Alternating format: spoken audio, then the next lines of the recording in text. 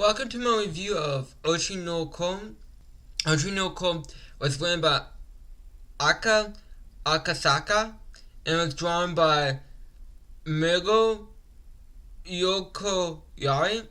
Oshi No Ko was published in Shueisha's Weekly Young Jump in April 2020 and is still running to this day. And I apologize if I butcher any pronunciations along the way.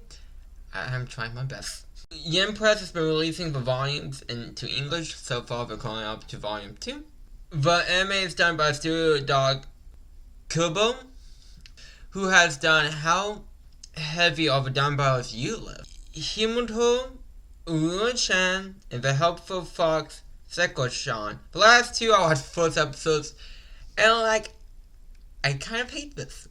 But, I did watch and finish How Heavy of a Dumbbells You Live, but that's still like a 2 and 3 record of anime I just dropped because the first episode wasn't that engaging. So I was kind of kept my expectations in check before watching the anime, because I like to look up studios and stuff before I watch. And then again, it might not be like the studio's fault. It just might be I don't like the source material. But still, I was keeping the expectation in check though. Because today we are reviewing the anime, season 1, because season 2 hasn't released. If it was a season 2 review, I can see into the future. That'd be cool. I'd be Bardog going around screaming Frieza. Anyways, I would like to go over the voice actors and any roles I might know them from. Starting with who's played by Ren Takahashi, who also plays Sumi Wen Girlfriend, Wen and Kanjo, Megmin Konosuba, Emilia and Stella from WeZero. Now, I like how I got into the point with these reviews. I've done a decent amount of them. We are seeing characters that those actors have played pop up in reviews, so we see I talk about voice actors multiple times, and I think Wen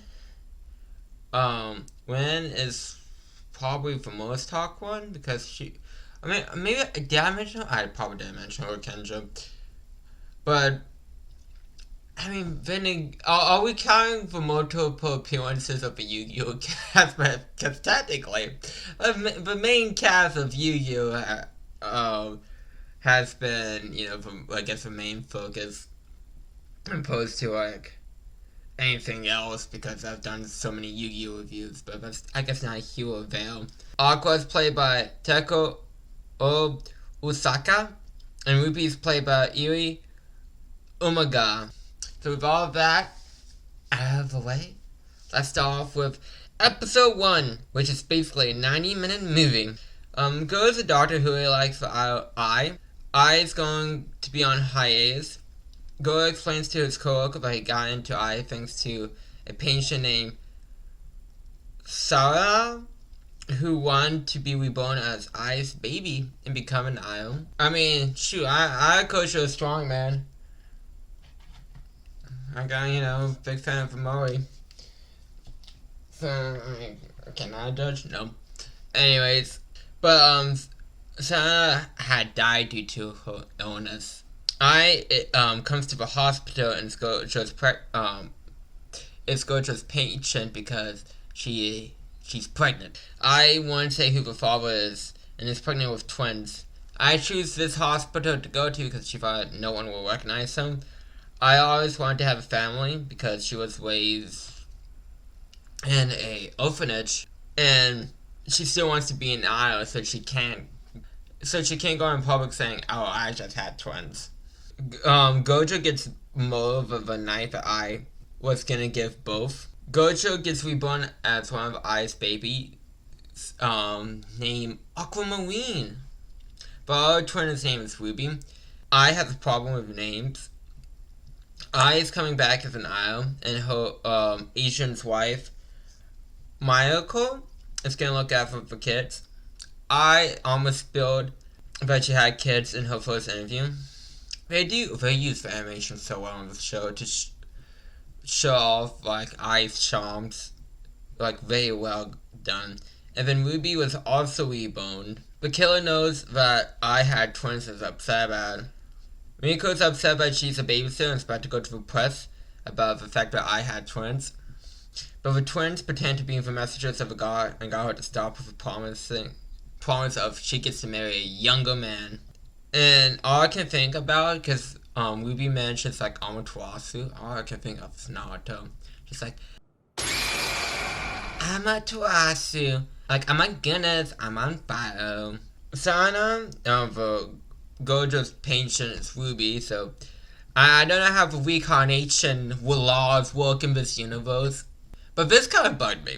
Because I'm like, Gojo died right away and he got to be Aquamarine, but Aquamarine was technically already like developed. So he, like, did he like zero escape the baby's consciousness out of a body? Because it makes more sense for Sana to be Ruby because dead for a bit and was able to come back as Ai's baby. And so that makes sense, but like I'm just curious, like how does that work with Aqua? But anyways, that's probably something I probably won't be explaining, and probably I should just let go. But I'm curious about the logistics of that, by the way. Being an IO doesn't equal money. It's hard to go solo as an IO because you have to sell yourself when IOs are on groups. So you try and sell yourself not part of a group. It's very hard to do. People make it solo. I'm sorry. Took the post that made her that say her filing is fake. She can't file papers correctly in a filing cabinet. It's all fake. I saw a Twitter post that said her smile was fake. The twins went to saw I perform live and they went ham chewing, which caused I to have a real smile. I got a job on a TV drama. The director gave his card to Aqua because he felt like Aqua would be a good actor. The actor explains that there are 3 types of actors. The star actor, who's the selling point. 2 real talent that people who can act. And 3 newcomers that really make it.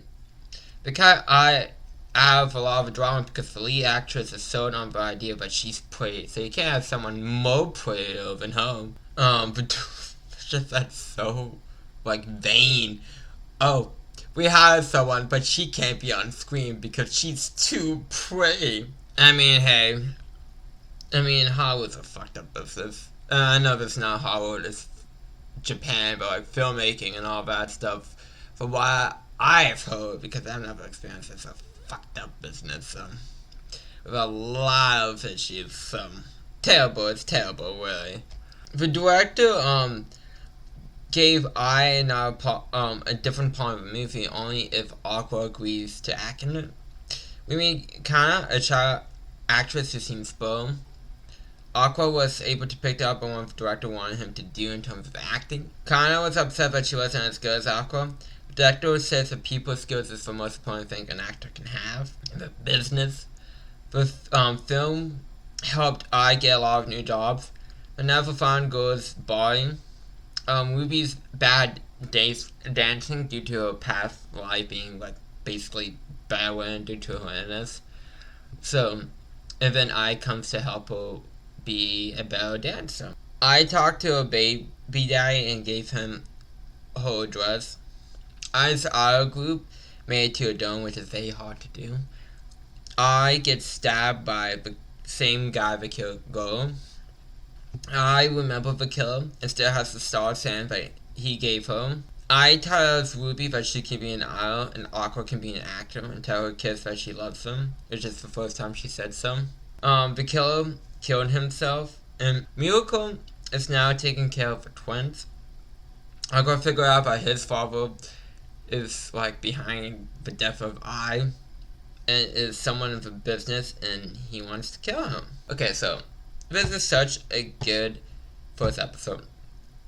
90 minutes well spent. Now, to throw Demon Slayer under the bus. Demon Slayer had in the like Sword Smith Village arc an hour first episode and an hour finale.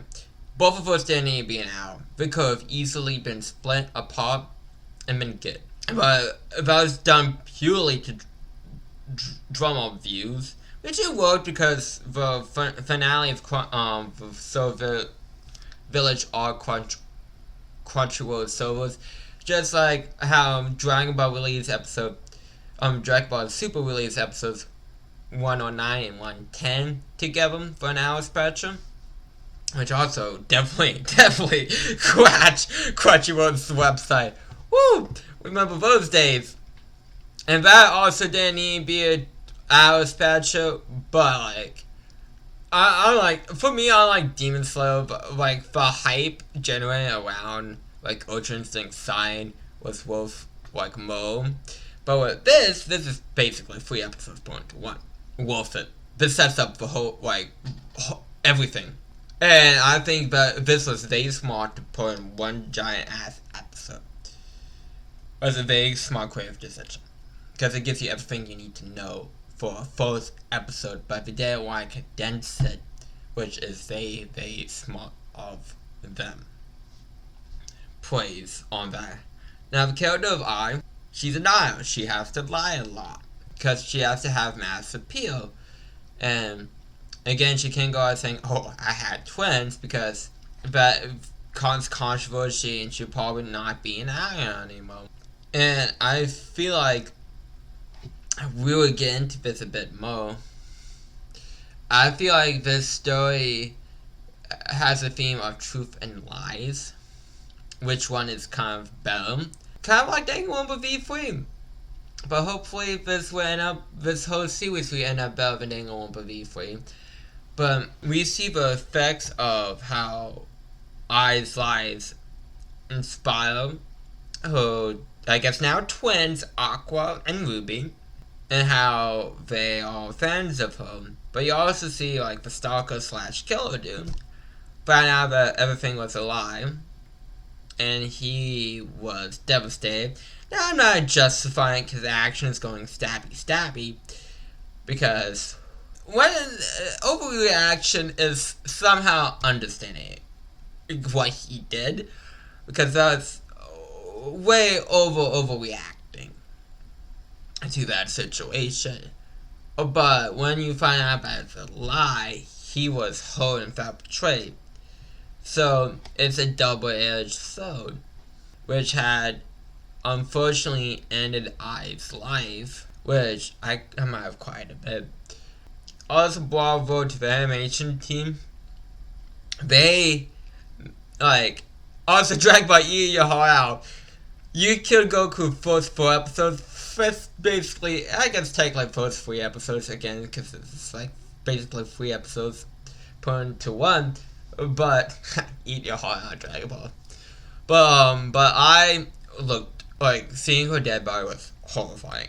They did an excellent job, and a lot of the detail about the eyes. Like Ai has stars in her eyes, and Aqua and Ruby both have like a star in each of their eyes. Like that detail. I like how when Aqua has like negative feelings, his eye star thing becomes dark, like Dark Star.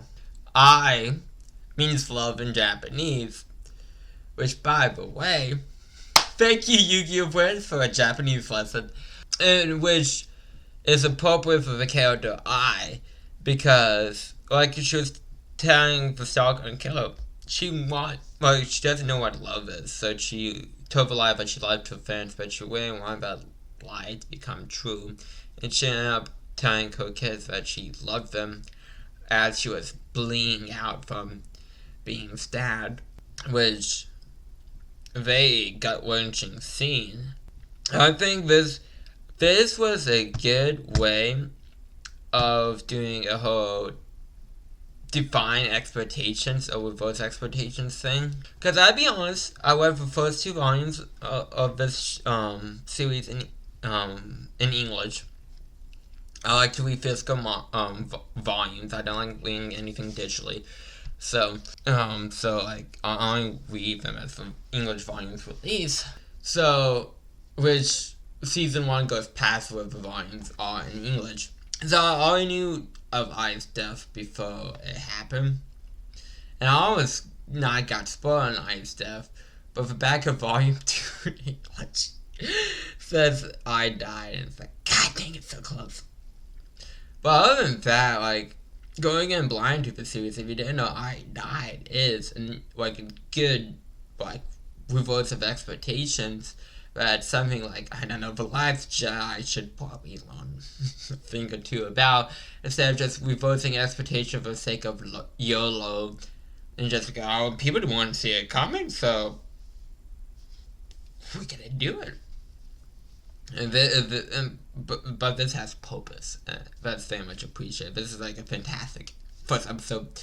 They really like put out the bait and make sure you buy into it. Episode 2. 10 years later, Ruby is trying to become an idol. Aqua works as an apprentice for the director, and has changed since the death of I. He seems more cynical. Miyako took over her husband's agency because he found out of content. The company, Strawberry Productions, doesn't do idol groups anymore and focuses on internet personalities. Aqua pretends to be the idol company that Ruby tried to get into, and like call her on herself for pretending to be the company and be like, hey, you didn't get the job. Aqua doesn't want Ruby to follow I's footsteps. Ruby was scoured by an idol group. Aqua and Miyako interviewed an idol from the company that Ruby was scoured from, but they didn't know how much she was saying is true, because a lot of she was saying was like gossip bait stuff. Miyako reopens the idol department so Ruby can join it. The director tells Aqua that he can never be I, and I can never be him. So like, don't give up on your dreams that easily of becoming an actor. The twins meet Kana again at the high school that we're interviewing from. This episode is good. I like to see kind of like a way out and now type stuff after the death of I, and see how that has impacted the everyone around them, around I. That's really kind of all I have to say about this episode. It was good. Kept me engaged. But like, I don't have too much more to say about it, really. So moving on to episode 3. Kana really wants to catch up with Aqua. Kana goes with Aqua to the director's place. Kana wants Aqua to join a drama that she's working on called I Go With Sweet Today. It's based off of a manga. The producer's full name is Masaka Baraka, and it's on one of Ai's phones when she died in terms of a contact, and that's why Aqua takes Kana up on her offer. Kana says that doing this is doing well with money, but it cuts to her like opposite of like like beans all over the place, and that way how she presented her lifestyle of being. I Go With Sweet Today is basically very different from this manga concept. So think about Netflix live action movies that apparently are opposite. I've never seen them, but I guess think about Dragon Ball Evolution. There you go. The show had a bunch of models to get that female demographic. The manga offer was very disappointing what she saw. Kind of realized how important people skills are now. The lead man was a dick to Aqua. Kind of thought that she was being recognized for her acting, but got hired because she's cheap and got famous enough name. Aqua got DNA from Masura, so he can get a DNA test done to see if he is the father. This episode's fine. I also don't really have too much to say on this part of the story. Like, kinda is and bounces off of Aqua and Ruby nicely. I really like their dynamic. So, and that's really kind of it in terms of like this episode. I mean, I do appreciate like Aqua like going towards his goal and all that stuff too. So yeah, moving on. Episode 4. Kind of hoping that Aqua would save the project. Aqua pushes the actors in the scene to act though. The director chooses to keep Aqua's changes in. The manga artist is very happy with how the ending turned out. The manga artist praised Khan. The results are in. Masura is not for fault. You are not! Masura knew that I was meeting with birds behind her agency's back. Masura would tell Aqua more if he does a reality dating show. The twins go to the first day of high school. Ruby meets a mom named Menamai. Ruby's worried that Aqua isn't making any friends. Phil is a very famous single dancer actor that's also in Ruby's class. And Phil knows who Aqua is and not who Ruby is, so this causes Ruby wanting to rush becoming an idol. Aqua suggests Kana to join the idol group.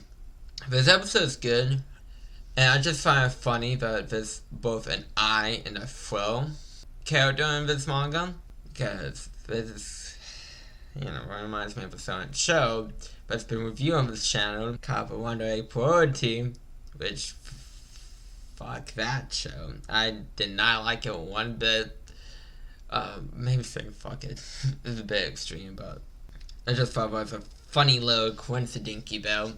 And I like how this shows more of Aqua's determination of finding out information for I. Kind of he doesn't care what he has to do, even though a dang show.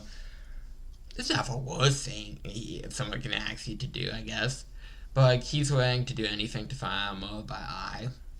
Ruby is starting to get a bit more attention, which I do appreciate. Episode 5. Kana agrees to become an idol after Aqua talked to him a bit. Aqua's dating show is called My Love with a Star Begins Now. The people who are also in the show's names are Yuki, who's a model, Nobuyuki, a dancer, Akane, an actor, Meh, a streamer, and lastly, Kinoko, who is in the band. The band. Whoever the band is, it doesn't matter. The band. It's the hardest shit you ever heard. Aqua is acting on the show, which upsets Ruby and Kana, because that's not how he really is. Aqua is dying on the inside with how variety dang show is. I like how Aqua's talk with Yuki about love. And it's just Aqua talking about I. And we cut to Ruby, who's trying to post a video online to gather following with Kana. Pigeon, who's a streamer that's gonna help Ruby and Kana. Pigeon makes bank! Pigeon helps him out by having the new idols on his channel and about to keep up for an hour and strength training for the fairies to be revealed. The idol group's name is B Komoichi, just like eyes. I really like this episode. The variety dang show stuff is okay in this episode, but I really like the pigeon stuff. I love this man. I love how he's just a buff guy with a pigeon helmet on. I love it. I love it so much. Episode 6. Yuki has a scene in the dating show, but she might quit, but she was just playing up her feelings. Not lying, but again, she says, I'm just making it more spicy for the wings. Kanye is very honest. Of course, falling in love on a dating show depends on the person. Ruby and Aqua have a different opinion about lying. While Ruby doesn't want to lie to her fans, Aqua obviously seems to be more in favor of it to get to his goals of I being who he needs to be to get that information. Yuki, Kaneko, and Nobuyuki has a love triangle thing going on in the show. Akane is struggling to stand out on the TV show. Kanye says that we're in the age where you can't just pretend that online comics don't exist, which is unfortunately true. Akane is trying to steal Nobuyuki from Yuki to stand out by she accidentally cut Yuki. Yuki says it's okay. Akane's stand out in the wrong way because of this and was attacked horribly online. Akane tries to kill herself, but Aqua saves her. This episode is good. And it shows the problem of telling the truth. And how that's a double-edged sword. While Ruby wants to be honest with her fans for them to gain popularity and not lying to them to the start of it, because she saw the fall of that with I. Akane was showing her real personality on the dang show. And when you have all these people attacking her because of an accident, well, it's so much for her to bear that she tried to take her own life. And of course, I'm definitely not caring for like online hate of like that is because that was terrible, like horrific, and I like Akani's character. Her design reminds me of like the girl from Domestic Girlfriend. I mean, well, like I kind of get it, like because variety TV show play up for drama that other stuff and make it seem stuff is not actually happening. If it's not actually happening, it's happening because you gotta play up for drama. Like, Will Steve went over Jesse with a bamboo shoot sword. I don't know, I just came up with something on top of my head. But, like, you give opponents played up drama and go wacky real life. But that does have consequences, like, involving, like my strange addiction, or, like, stuff like that, that's been edited to be, like, everything's been added to, like, my Amish life, or, like, Fresh Out of Amish. I think it was like Fresh Out of Amish. That's been, of course, played up to be like, like percent like Amish people who just stopped being Amish for the first time, but like they've all been stopped being Amish for like a very long time. So yeah, that's an example that came out. But like, I mean, I think people don't care because you go through TV shows, present as variety. And I have been a fan of like the whole misrepresentation online with what happened before. This was back with the Vic Manara situation after like Dragon Ball Super Broly just dropped. One of Dragon Ball voice actress, no, she wasn't in Dragon Ball, but one of the Foundation voice actresses. It's like have a charity, and I asked a question about like a general question. She answered, she would say respectful, say thank you, and then of course it was peak like Vic Manara and that bullshit, and people were attacking her and the truth, and she responded angrily. And then like one of the drama YouTubers, I saw the video of like misrepresenting what happened. I contacted them. And like, this is not how that happened. And I just saw pure hatred for the voice actress. Like 100% unfiltered. Like they claim that they wanted to give the full context, but all they care about was depicting that person in a bad light, which was disgusting. So people want to play a blight. Representing people haven't want to represent people for views, for clicks, for watches, for views, whatever. Because, they think that would make them more famous or whatnot. And it's definitely depending on the situation, it's disgusting. Like the whole voice actor thing I just mentioned, yeah, that was disgusting. And with this, you would show it edited in a way to make it kind of like the villain, just so they could get like more views and attention, but that did a lot of damage to his psyche. Moving on, I really liked episode 6, by the way. And also, I mean, this might be sound weird, but we hit our Wonder Egg priority bingo card. We got the free space. We got a character named I with like special eyes. We got a character named Phil. This can be talks of the theming of suicide a bit. Oh yes. The father part, not knowing who the father is, I wanted to know who the father is. We got Wonder Egg. 100% coincidence, but like I thought like was watching this, I'm like, what are the chances? What are the chances the show I review that's been haunting me, or at least like show I've reviewed, has been haunting me for the last past, I don't know how many months since I reviewed that. And it just keeps popping up, and then I'm like, see all the similarities, I'm like, what are the fucking chances? Of course, so far I'm like liking this better overall than I like Wonder Egg priority overall, but still funny. But moving on to episode 7, Akane's castmates are worried about her, but talk about how bad social media can be. Akane says she would stick out being in the show. Aqua is mad at the production staff for framing the flames of this, and people saying online whatever they want. Aqua released to the press that Akane tried to kill herself.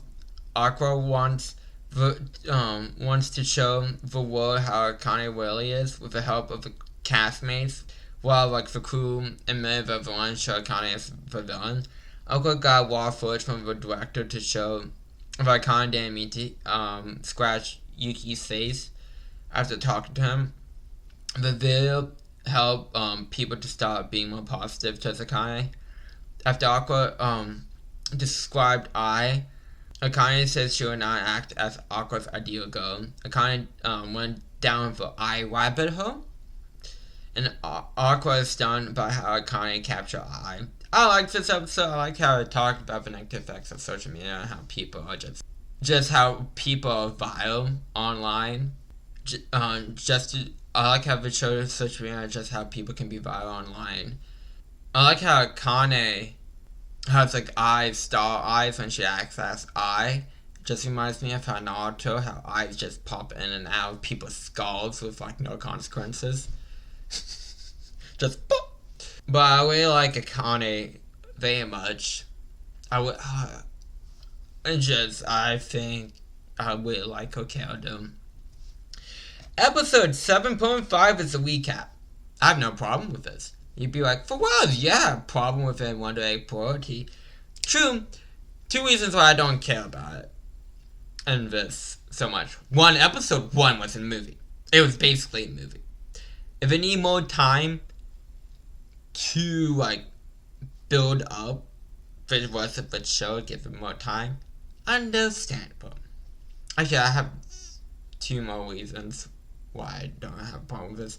Second reason, it doesn't feel like the show went to shit before you had a recap, because Wonder Egg Priority episode 7 was if you ask me, was signs of cracks in the show itself. And then it's recap, and then one good episode after that, and then the rest are what are you doing? And this doesn't have that problem. And some of the castmates were talking about the show and have gone to the worlds and stuff like that. So if you care about that stuff, you can watch that. But I was grinding for a hit mobile game, Dokkan Battle as a recap of it.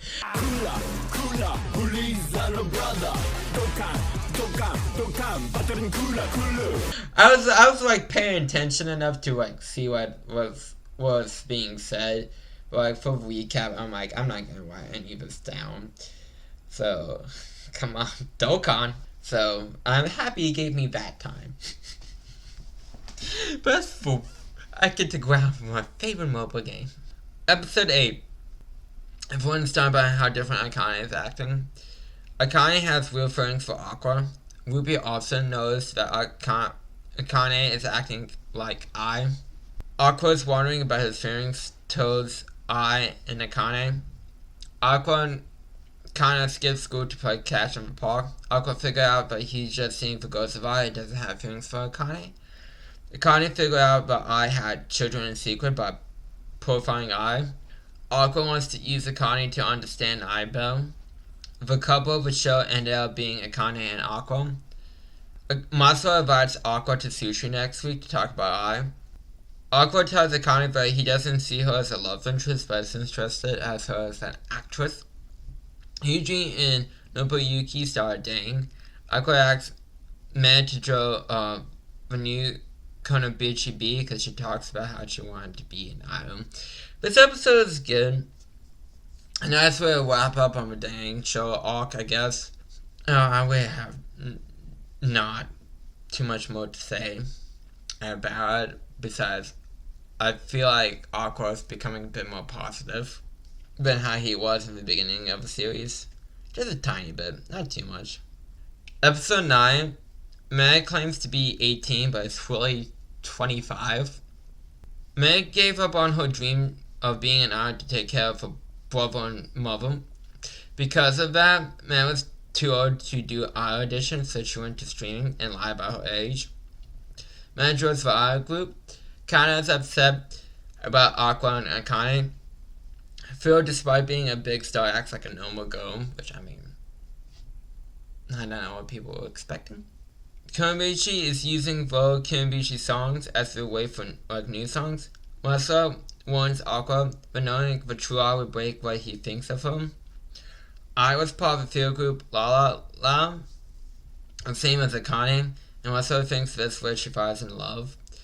Marcel wants Konobuchi to be in the Japan Idol Festival, because it's like, I scratch your back, you scratch mine kind of a thing.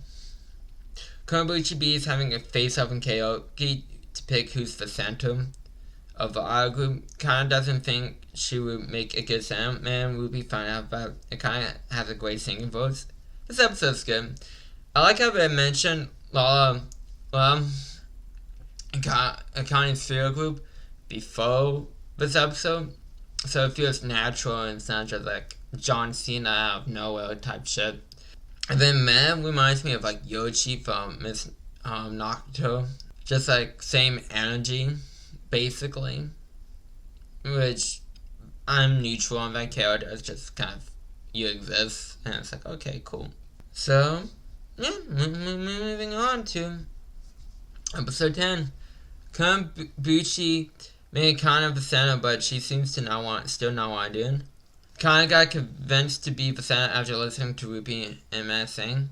Pichon is back to have the girls with dance moves, starting with building stamina. Pichon had a heart-to-heart with Kana, which made her feel better. Matt points out that Pichon has the same build as Aqua. Aqua's faking being Pichon because for real Pichon is on vacation, and he thinks if it's just like Aqua being Aqua, he thinks Kana won't listen to him. Ruby's looking forward to being on stage. Kind of found out that Aqua was Pichon, so she couldn't sleep. You had to make it big to get your own dressing room and the Idol Festival. It kind of feels like she's no longer in need in terms of business because she's always referred to the former child actress. Kana doesn't want to fail Ruby and Man. Ruby sees Kana for Kana, and that makes her feel better. I like this episode. This is a nice Kana developed episode. Get her to see like what she thinks, what she truly thinks, and all that stuff. And I honestly, even though we do have Ruby moments here and there, I feel like we really don't hang out with Ruby too much. Like, I would like to be with Ruby a bit more, but other than that, this episode's fine. The final episode, episode 11, Ruby reminds someone of I when she performs. Aqua is going ham with glow sticks, which also helps kind of feel better. Aqua says the combo should be will only get better from here. Man noticed that Aqua, Akane, and Kana have a love triangle going on. Tokyo Blade, a famous manga, is getting a 2D stage play. Kana and Aqua are cast in it. Kana is going to be in the play too, so the love triangle is going to play on the play. Also, Akane and Kana have an acting rivalry going on. This is a nice episode. It's more of like more sub for season 2. Which is not a bad thing. It's just gives you a little leg to be like, this is what you can look forward to. But like the animation and all that is amazing. And the opening aisle by Yorubuchi's a masterpiece. You can't beat it. You really can't. The ending manifesto done by Zuvachi is very good. I really like Oshi No Ko. I think it's very amazing. I like the topics of truth and lies. I think that's very good stuff. I like the talks of social media and that impact. I like even though she's like really a part of it for one episode, but like all the characters might have faults and defaults, but they're all likable in some level. Like, unlike something like Chainsaw Man, which I found very little characters to be likable. I feel like this strike the balance of some characters have faults, but like still likable. Yeah, I think I'm gonna get Oshi No Ko a 9 out of 10. So thank you all for watching. If you guys liked the review, give it a thumbs up. If you didn't, give it a thumbs down. I don't know when pinky's up, but we're being fancy today. And hit that subscribe button if you want to see more Fuzz reviews. And I will see you all next time. Bye.